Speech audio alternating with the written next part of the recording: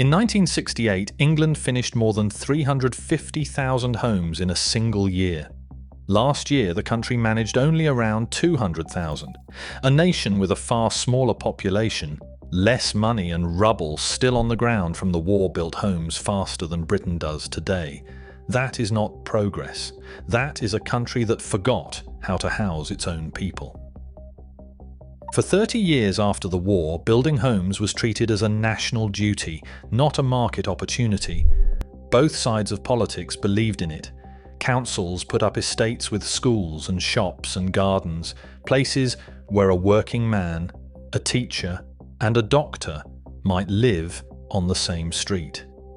In the 1950s, local councils alone built on average around 147,000 homes a year. Then the consensus broke. Funding was cut.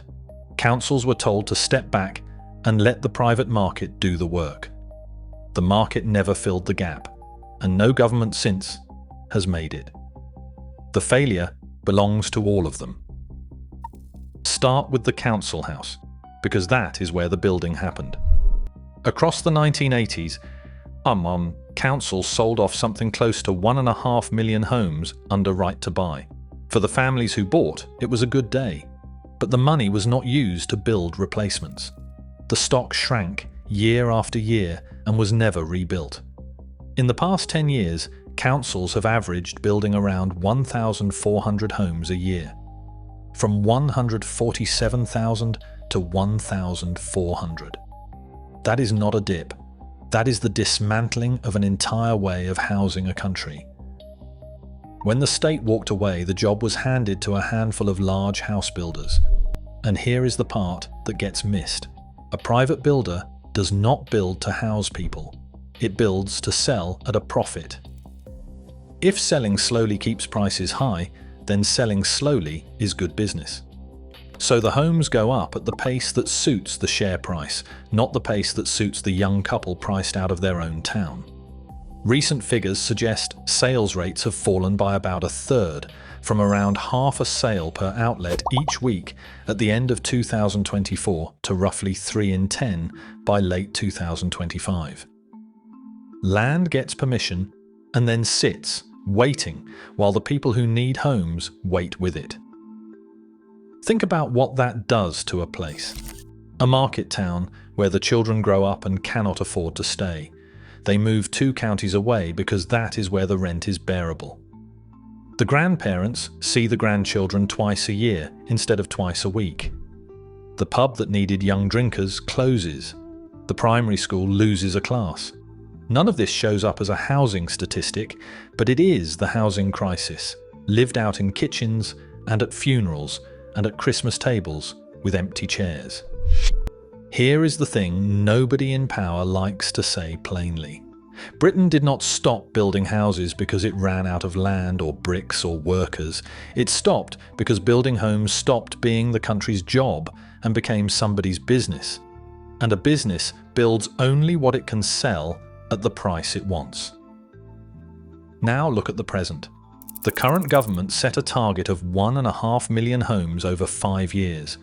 By the spring of 2026, official estimates suggested only around 1/5 to 1/4 of that had been delivered, roughly 23%. And forecasters across the sector expect the target to be missed by a wide margin. London house building has been described by senior industry figures not as slowing, but as having collapsed, with the capital delivering only a small fraction of the homes it needs in a single year. Every government promises the number. Every government finds the number slipping away. The promise is the easy part. The building was always the hard part, and Britain stopped doing it decades ago. And while the homes do not get built, the cost of the ones that exist climbs out of reach. In the 1950s, a single average wage could often carry a mortgage on a modest house. Today, 2 full incomes often cannot. A whole generation that was raised to expect a front door of their own now rents into their 40s, paying off a landlord's mortgage instead of their own. That is not a lifestyle choice. That is what happens when a country builds too little for too long and lets the few homes it has be bid up by everyone who needs one. There is a number that sits underneath all of this and rarely gets said aloud. Around 1.25 million households in England are now waiting on the social housing list, while councils house well over 200,000 homeless people in temporary accommodation. Those are not abstractions. They are families in bed and breakfasts, children doing homework on the floor of a single rented room, pensioners on a list that barely moves. That is the human shape of a shortage built over decades. So what is left to take from all this? First, the shortage was built by policy, not by accident. Successive governments of every colour chose to stop the state building and trusted a market that had no reason to build at the speed a nation needs. Second, selling off the council stock without replacing it hollowed out the one engine that had ever housed ordinary people at scale. Third, until building homes is treated again as a public duty rather than a private opportunity, the targets will keep being announced and keep being missed, because the people setting them are not the people who profit from delay. Now think back. There was probably a street near you where a young family could once buy a first home on one wage.